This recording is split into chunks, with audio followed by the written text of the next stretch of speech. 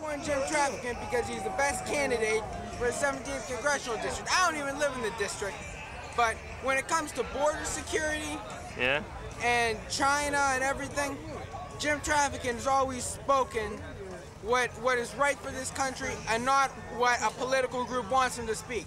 Attempting to overcome Trafficant's legacy, Tim Ryan had enlisted the help of a motley mix of pensioners, college students and wannabe politicians.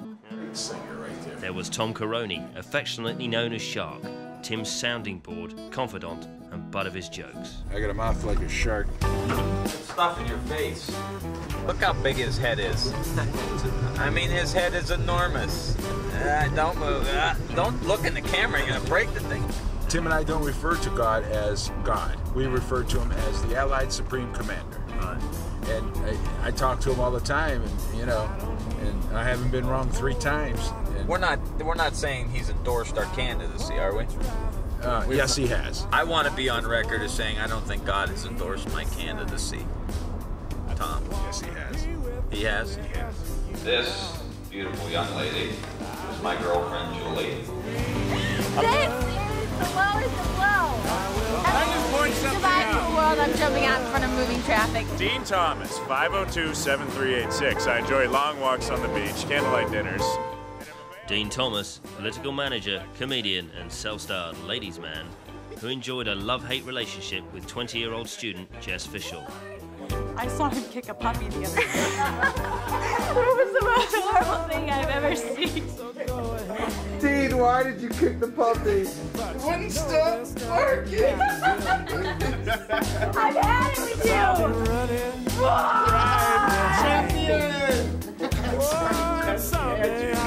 You want to see a temper tantrum? Get that fucking camera out of my face. Politics student, baby Ryan Keating.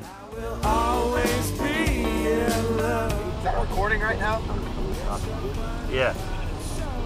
If you see the red light, it means it's recording. Just want to make sure you got me wiping my nose on my stick. That's very grassroots. Democracy. Democracy's ugly sometimes. Former attorney and the male model of the group, John Stefan. He's another disgruntled attorney.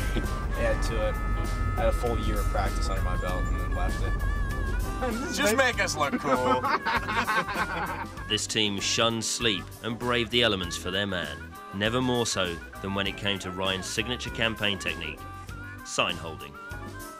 Tim originated the sign holding thing, and we have big signs and we go out in the morning and get people going to work, and we get them in the afternoon, and this week we're going to be outside of plants holding when people get off work, like at the mills or whatever. So where did you get the idea to do this, Tim? Up in New Hampshire. Bright young guy up there running campaigns. Told me to do it. I was campaigning for a state senate candidate. It worked. It's the most effective way of campaigning. Like a commercial that you can't turn off. You gotta work the corner. You can't be stationary. You gotta go from one side to another. How are you? There's nothing like the first time you do it. You're just like, how stupid am I? How are you? Thank you. How are you? How are you? How are you? Thank you. Waves are votes too. If you wave, that's a vote. A peace sign, if they give you the peace sign, that means they support you, but they may not make it to the polls. Come on!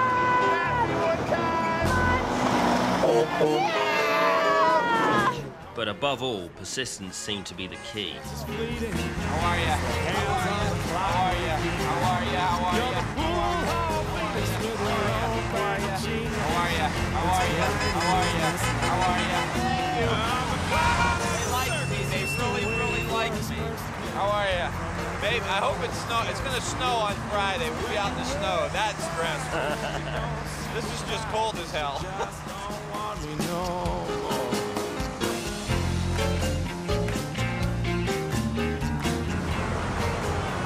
Hot chocolate. How do you like that? That's really good. Sorry, there's not one for you.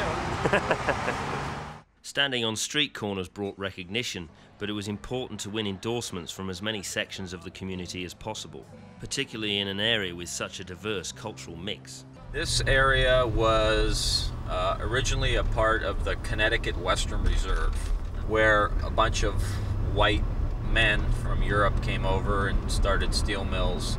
There was an influx of immigrations. There was the original Germans, and then the Irish, and then the Italians, and the Greeks, and all settled here. And so it's a really diverse area of middle-class people who were able to earn a good living for many, many years, who now have seen their kids leave because of the lack of opportunity here. You know, a lot of steel jobs have left here. There were once 20,000 steel jobs in Youngstown in that area, and there are probably now about 2,000 or 3,000 there. I lost my daughter for 25 years because she couldn't find work here. She had to go out of town to find work. I left this area because of the employment situation. I lost everything that I had with LTV Steel. Bankruptcy, and took all the benefits off. Prescriptions. Yeah. Took the insurance off of us, everything. We have nothing. All of a sudden, America has become stagnant. It's not for the people and by the people. You know what I mean? It's just for this Enrons. I call myself a true American, a true liberal American who thinks that the injustice in this country still prevail today, as it did to me when I went into the service, as I did when I went to school. It's still here today.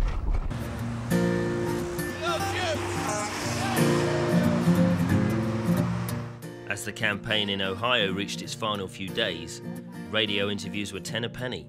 Yard signs carrying the names of candidates for every post imaginable sprang up in the driveways of homes and street corners everywhere. Newspaper headlines and endorsements came thick and fast, while television aired live debates and advertisements. Hurricanes and aeroplanes and scary. The candidates, or in Traficant's case his loyal supporters, had to be in 1,000 places at once, from college football games to Halloween parades, pensioners' dinner clubs to churches, and from labour organisations to the junctions of highways. To stand a chance at the polls, the candidates had to have a presence at every event in the district. When the Ryan team hit the parades, they had a unique weapon, the Grassroots Express, a battered 1974 Dodge Winnebago. Picked up 2 years earlier, it had come to symbolise the grassroots approach. Fitted with carpets on the ceiling, it had been covered with homemade signs and mounted with a speaker system previously used by Kennedy, Nixon and Gore. It had become his unmistakable, if cumbersome and highly unreliable calling card across the 17th district. Just filled with crooks, there's jailbirds reading books every day. Everyday rhythm and everyday rhyme, everyday places and everyday time, the everyday circles and everyday crime, for everyday children of an everyday kind.